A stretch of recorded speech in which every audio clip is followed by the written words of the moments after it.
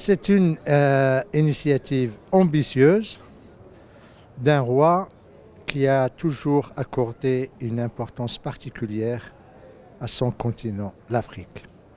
Et c'est une initiative de solidarité qui va permettre d'associer les pays de la façade atlantique du continent pratiquement dans une dynamique de développement, de prospérité et de liberté de mouvement des personnes et des marchandises. Mais l'autre particularité, c'est de désenclaver pratiquement, je dirais, un quart du continent africain, c'est-à-dire le Sahel et l'Afrique centrale.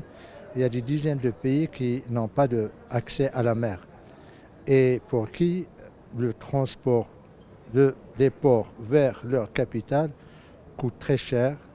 Il y a le problème de fret, mais il y a le problème également de la sécurité. Parce que, comme vous le savez, le Mali, le Niger, Burkina Faso, Centrafrique, c'est des pays où pullulent les groupes terroristes et qui attaquent.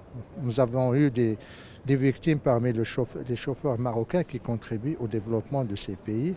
Et justement, Sa Majesté le Roi a pris en considération les besoins en développement.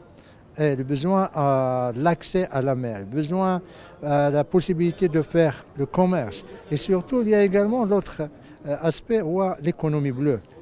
L'Atlantique n'appartient pas seulement à la façade, au pays de la façade, il y a à peu près 24-25 pays de la façade atlantique, mais on doit, dans un élan de solidarité, d'association, l'ouvrir également et associer les pays enclavés. C'est ça l'esprit africain de Sa Majesté le Roi. C'est un esprit dont tous ses aïeux, tous ses ancêtres ont toujours entretenu, ont toujours renforcé. Et lui, a eu cette vision qui se projette vers l'avenir. Nous prenons par exemple le gazoduc Nigeria, Maroc, Europe. Il ne va pas servir uniquement le gaz du Nigeria, mais il va servir à toutes les richesses. Parce que, comme vous le savez, les pays côtiers, Sénégal, Mauritanie, Ghana, ont trouvé du gaz naturel sur leurs côtes. Or, ce pipeline va permettre à ces pays d'exporter à moindre prix, de faire parvenir leur gaz jusqu'à l'Europe à moindre prix. Ils n'auront pas à transporter dans des méthaniers, dans des bateaux, ce qui coûterait encore plus cher et faciliterait également leur commerce et leur lien avec l'Europe. Voilà le sens et l'esprit de l'initiative de Sa Majesté le Roi. C'est une initiative de règne.